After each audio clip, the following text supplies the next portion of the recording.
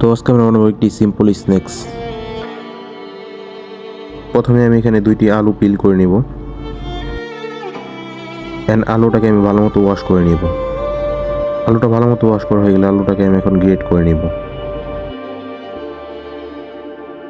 আলুটা গ্রেট করা হয়ে গেলে আমি এখন পানিতে ভিজিয়ে রেখে দেবো 10 মিনিটের জন্য।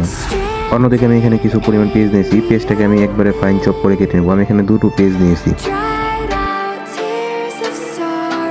পেঁয়াজটা চপ করে কাটা হয়ে গেলে আমি এখানে কিছু পরিমাণ ধনেপাতা নিয়েছি অ্যান্ড ধনেপাতাগুলোকে আমি চপ করে কেটে নেব। একই সাথে কিছু পরিমাণ গ্রিন চিলিকে আমি এখানে চপ করে নেব অ্যান্ড সামান্য পরিমাণ আদাকে আমি গ্রেট করে নেব। অন্যদিকে একটি বলের ভিতরে আমি কিছু পরিমাণ ময়দা নিয়ে দেবো। আচ্ছা, এখানে আমি হাফ কিলো ময়দা নিয়ে নিয়েছি।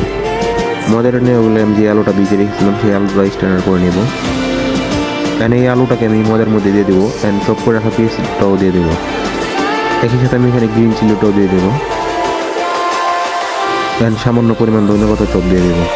একই সাথে যে আদাটা আমরা গ্রেট করেছিলাম সেই আদাটাও আমি এখানে দিয়ে দেবো। ভেজিটেবলগুলো দেওয়া হয়ে গেলে আমি এর মধ্যে মশলা দিয়ে দেবো। আমি এখানে হাফ চামচ পরিমাণ ভাজা জিরা দিয়ে দিয়েছি অ্যান্ড হাফ চামচ পরিমাণ লাল মরিচ পাউডার অ্যান্ড হাফ চামচ পরিমাণ হলুদ গুঁড়ো অ্যান্ড হাফ চামচ পরিমাণ ব্ল্যাক পেপার পাউডার। একই সাথে এখানে হাফ চামচ পরিমাণ আমি জিরা পাউডার দিয়ে দিয়েছি অ্যান্ড হাফ চামচ পরিমাণ ধনিয়া পাউডার অ্যান্ড হালকা পরিমাণ 7 স্পাইসিস। এই মশলাটা দেওয়া হয়ে গেলে আমি এখানে পরিমাণ মতো লবণ দিয়ে দিব অ্যান্ড এটাকে পরিমাণ মতো পানি দিয়ে আমি ভালো মতো মিক্স করে নেব।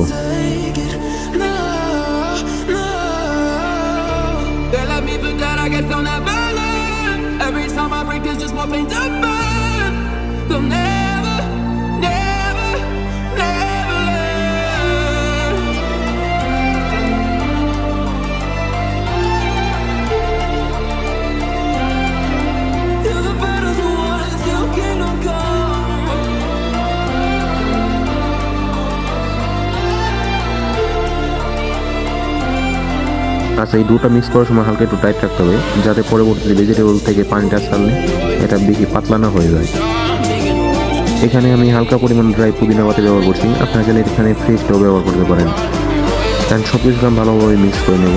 অন্যদিকে আমি একটি বাটিতে সামান্য পরিমাণ ঘি নিয়েছি আর একটি ফ্রাই প্যানে আমি ঘি ব্রাশ করে দেবো। ঘিটা ব্রাশ করে হয়ে গেলে আমরা যে মিশ্রণটা তৈরি করেছিলাম সেটা আমি এখানে দিয়ে ভেজে নেব। আচ্ছা, এটাকে আমি এখন রুটির মতো করে ভেজে নেব।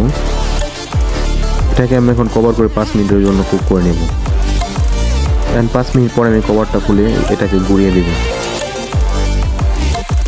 3 থেকে 4 মিনিট পরে আমি এটাকে আবার গুঁড়িয়ে নেব। আচ্ছা, এটাকে আমি ক্রিস্পি করে ভেজে নেব।